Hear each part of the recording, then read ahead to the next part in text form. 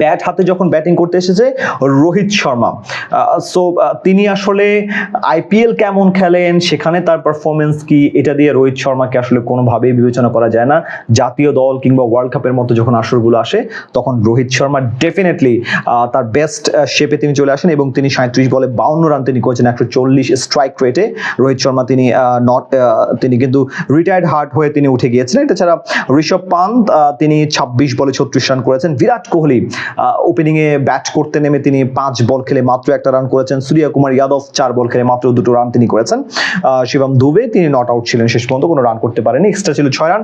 সবকিছু মিলিয়ে 97 রান হয়ে গেছে, মাত্র 2টো উইকেটের পতন ঘটেছে এবং হাতে কিন্তু একটা প্রায় অলমোস্ট 46 বলের মতো কিন্তু হাতের মধ্যে রয়ে গিয়েছিল ভারতের জন্য আসলে লাইক ওয়ার্ল্ড কাপটা আসলে খুবই গুরুত্বপূর্ণ, নো ডাউট, বিকজ গত প্রায় অলমোস্ট 11টা বছর ভারত কিন্তু কোনো ধরনের আইসিসি ট্রফি তারা কিন্তু জিততে পারেনি। লাস্ট ওয়ার্ল্ড কাপটা যেটা ভারতের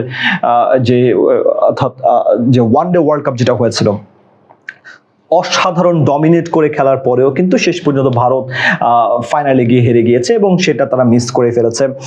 সো একটা দীর্ঘ সময় ধরে ভারতের কোনো আইসিসি ট্রফি নেই। এর মধ্যে ভারতে অনেকগুলো টি20 ওয়ার্ল্ড কাপ খেলেছে, ওডিআই ওয়ার্ল্ড কাপ খেলেছে, টেস্ট চ্যাম্পিয়নশিপ হয়ে গেছে।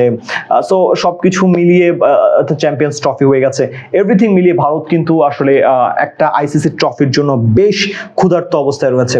এবং সবচেয়ে ইন্টারেস্টিং বিষয়, ভারতের যে আইপিএল এর যে জমানাটা, অর্থাৎ যেখান থেকে ভারতের এত প্লেয়ার উঠে আসছে, মানে পুরো টি20 ফরম্যাটটাকে পরিবর্তন করে দিয়েছে যে আইপিএল, সেই আইপিএল এর সেই জমানাতে এখনো পর্যন্ত ভারত কোনো টি20 ওয়ার্ল্ড কাপ জিততে পারেনি। এটা খুবই বিস্ময়কর একটা বিষয়।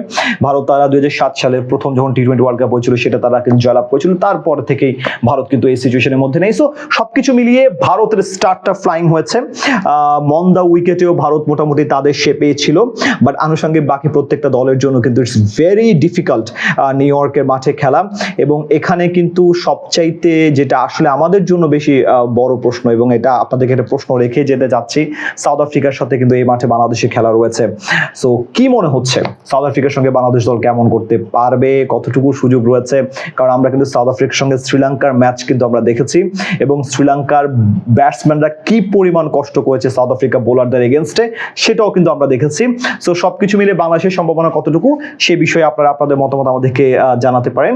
এবং বিডি আর্কাইভের পক্ষ থেকে আপনাদের সবাইকে ধন্যবাদ জানাচ্ছি। লেটস সি বাংলাদেশ দল সামনের সময়গুলোতে কেমন করে। এবং এই ছিল ভারত এবং আয়ারল্যান্ডের মধ্যকার আজকে যে ম্যাচ, সেই ম্যাচের শেষ মুহূর্তের সর্বশেষ আপডেট। সবাই অনেক অনেক ভালো থাকবেন, শুভরাত্রি।